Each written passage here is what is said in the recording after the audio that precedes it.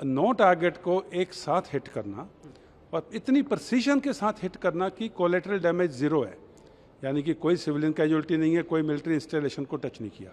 तो ये जो कोऑर्डिनेटेड तरीके से फोर्सेस ने, प्रधानमंत्री जी ने जो विश्वास दिखाया था फोर्सेस में, फोर्सेस उस विश्वास पे पूरा उतरी हैं। और ये पूरे देश के लिए बड़े गर्व की बात है कि हमारी सेनाएं इतनी सक्षम हैं कि दुश्मन को कहीं भी जा कर के उसको ढूंढ कर निकाल के मारेंगे। ये कोई एक्ट ऑफ वॉर नहीं है, ये टेररिस्ट हमले का रिटेलिएशन है। जैसे जब 9/11 हुआ था, उसामा बिन लादेन ने किया था, तो अमेरिका ने उसामा बिन लादेन को पाकिस्तान के अंदर एबटाबाद में ढूंढ के मार के निकाला था। अभी अगर पाकिस्तान हमारी मिलिट्री इंस्टॉलेशन या सैनिक छावनियाँ या सैनिकों के ऊपर, जहाँ हमारे नागरिकों के ऊपर कोई भी अगर वार करता है तो वो एक्ट ऑफ वॉर माना जाएगा। अभी जो बॉल है वो पाकिस्तान के पारे में है। अगर पाकिस्तान इसके ऊपर कुछ भी करता है तो हिंदुस्तान के पास पूरा अख्तियार है, पूरी ऑप्शन हैं कि उसके ऊपर एक्ट ऑफ वॉर को कैसे रिटेलिएट करे, किस लेवल पे करे, किस क्वांटिटी में करे, कितनी जगह पे करे, और वो फिर इंडिया के लिए ऑप्शंस पूरी ओपन रहेंगी। जैसे प्रधानमंत्री जी ने थोड़े दिन पहले बोला था कि मैं फोर्सेस को फ्री हैंड दे रहा हूँ अपने टारगेट चूज़ करने के लिए और कोऑर्डिनेट करने के लिए, और फोर्सेस ने, आर्मी, नेवी, एयरफोर्स ने जो selection of target and coordination and synergy of target, जिस तरीके से उन्होंने तालमेल के साथ बहावलपुर से लेके, बहावलपुर मुरीद के, ये पाकिस्तान के पंजाब में है और LET और जैश मोहम्मद के हेडक्वार्टर्स हैं, से लेकर राइट अप टू ऊपर जाएं तो मुजफ्फराबाद, कोटली तक, नो टारगेट को एक साथ हिट करना और इतनी प्रिसीजन के साथ हिट करना कि कोलेटरल डैमेज ज़ीरो है, यानी कि कोई सिविलियन कैजुअल्टी नहीं है, कोई मिलिट्री इंस्टॉलेशन को टच नहीं किया। तो ये जो कोऑर्डिनेटेड तरीके से फोर्सेस ने, प्रधानमंत्री जी ने जो विश्वास दिखाया था फोर्सेस में, फोर्सेस उस विश्वास पे पूरा उतरी हैं। और ये पूरे देश के लिए बड़े गर्व की बात है कि हमारी सेनाएं इतनी सक्षम हैं कि दुश्मन को कहीं भी जा कर के उसको ढूंढ कर निकाल के मारेंगे। और ये एक चीज़ मैं उसमें और बताना चाहता हूँ कि ये पाकिस्तान में देख रहा हूँ सुबह से बोले जा रहे हैं इंडिया ने एक्ट ऑफ वॉर कर दिया है, हिंदुस्तान ने लड़ाई घोषित कर दी है। ये एक टेररिस्ट हमला था जो हमारे नागरिकों के ऊपर हुआ था पहलगाम में। उसका जवाब हमने टेररिस्ट के ठिकानों पे वार करके उसका बदला लिया है। ये कोई एक्ट ऑफ वॉर नहीं है, ये टेररिस्ट हमले का रिटेलिएशन है। जैसे जब 9/11 हुआ था, उसामा बिन लादेन ने किया था, तो अमेरिका ने उसामा बिन लादेन को पाकिस्तान के अंदर एबटाबाद में ढूंढ के मार के निकाला था। वो एक्ट ऑफ वॉर नहीं था, वो उनको जो 9/11 का आतंकवादी हमला था उसका रिटेलिएशन था, और वो भी पाकिस्तान के अंदर एबटाबाद में था। हमारा जो पहलगाम का आतंकवादी हमला है उसका रिटेलिएशन है पाकिस्तान के अंदर जाकर के, और उसी तरह से ही टेररिस्ट हेडक्वार्टर्स को ही बर्बाद किया है।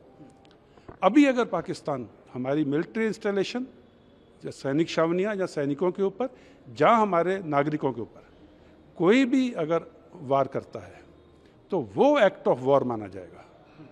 जो डेफिनेशन जो है, परिभाषा जो है, अगर आप दूसरे देश के अंदर जा कर के या हथियार से उनके नागरिक या उनके सैनिक ठिकानों के ऊपर हमला करोगे तो वो वार या लड़ाई की घोषणा है। तो अभी जो बॉल है वो पाकिस्तान के पारे में है।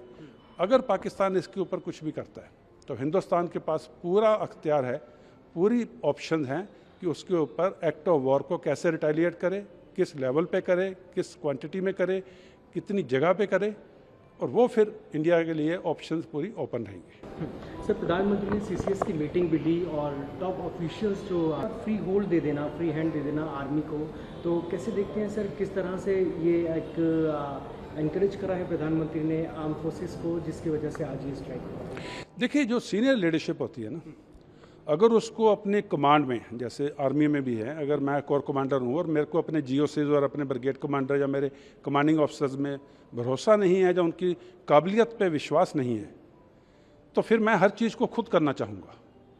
यहाँ पे प्रधानमंत्री जी को अपने फोर्सेस की काबिलियत, उनकी सक्षमता और उनके मजबूतपन पे विश्वास था, और उन्होंने वो विश्वास जो था उसके कारण बोला कि आप लीजिए डिसीज़न, आप चूज़ कीजिए टारगेट, आप कीजिए समय का सिलेक्शन, और फोर्सेस उसके ऊपर पूरा उतरी हैं। और जो प्रधानमंत्री जी का भरोसा था, जो विश्वास था अपने फोर्सेस पे, उस भरोसे को फोर्सेस ने पूरी तरह से कायम रखा है, और एकदम सटीक तरीके से ये पूरी कार्रवाई की गई है। सर, जिस तरह से आपने भी कहा कि पाकिस्तान से एक्ट रहना चाहिए, क्योंकि पाकिस्तान की तरफ से लगातार बयानबाजी आ रही है जो अग्रेसिव बयानबाजी दिखाई दे रही है। देखिए, इंडियन डिफेंस फोर्सेस हर वक्त लड़ाई के लिए तैयार रहती हैं, और इस बार तो क्योंकि 14-15 दिन हमने प्लानिंग किया और इस एक्शन को किया टेररिस्ट के खिलाफ, तो अभी पाकिस्तान का कोई भी रिटेलिएशन है उसके लिए हिंदुस्तान की डिफेंस फोर्सेस पूरी तरह से तैयार हैं। उसके बाद में जो पाकिस्तान के साथ होगा उसका पूरा जो है, जिसको हम कहते हैं रिस्पॉन्सिबिलिटी, वो पाकिस्तान के खुद के ऊपर है। और अभी पाकिस्तान के लिए कि अगर वो इंडिया के ऊपर से कोई एक्शन करता है तो उसकी जिम्मेवारी एक्ट ऑफ वॉर की वो पाकिस्तान के ऊपर रहेगी। हिंदुस्तान के पास पूरा उसका अख्तियार है या उसकी ऑप्शन ओपन है to retaliate again to the Pakistani militaries actions now. Sir, China और अमेरिका के ये टेंशन्स ख़त्म होनी चाहिए। वहीं अमेरिका ने बोला है कि ये जो टेंशन्स हैं, डीएस्केलेशन है, जल्दी ख़त्म होनी चाहिए दोनों देश के बीच में। देखिए, जो इंटरनेशनल रिलेशंस हैं, जहाँ जो डिप्लोमेसी है, जो स्टेटमेंट सामने आती हैं, जो प्रेस में आती हैं, जो पब्लिकली आती हैं, और जो बंद कमरे के पीछे, बंद दरवाजे के पीछे बैठ के कमरे में बातचीत होती है, और उसके बाद में जो भरोसा दिया जाता है कि ठीक आप कीजिए इसको, हम आपके साथ हैं, वो दो अलग अलग चीज़ होती हैं। तो इंटरनेशनल रिलेशंस में जो स्टेटमेंट प्रेस में आ रही हैं उसको कभी भी पूरी तरह से सही नहीं मानना चाहिए। उसके पीछे जो बंद कमरों में बात हुई है वो कूटनीति है, वो चाणक्य नीति है। और इस बार जो हमने पूरा जो एक्शन किया है, अगर 14-15 दिन लिए हैं, तो इस 14-15 दिन में हमारे डिप्लोमेट्स, हमारे एनएसए साहब, हमारे प्रधानमंत्री जी, हमारे सारे मंत्री जी ये ही काम कर रहे थे। नहीं तो आर्मी को तो आर्मी, नेवी, एयरफोर्स को तो बोलो आज शाम को अटैक करना तो कर देंगे वो, क्योंकि हमारे पास तो टारगेट का डाटा तैयार है, अपने वेपन सिस्टम्स तैयार है, सब कुछ तैयार है।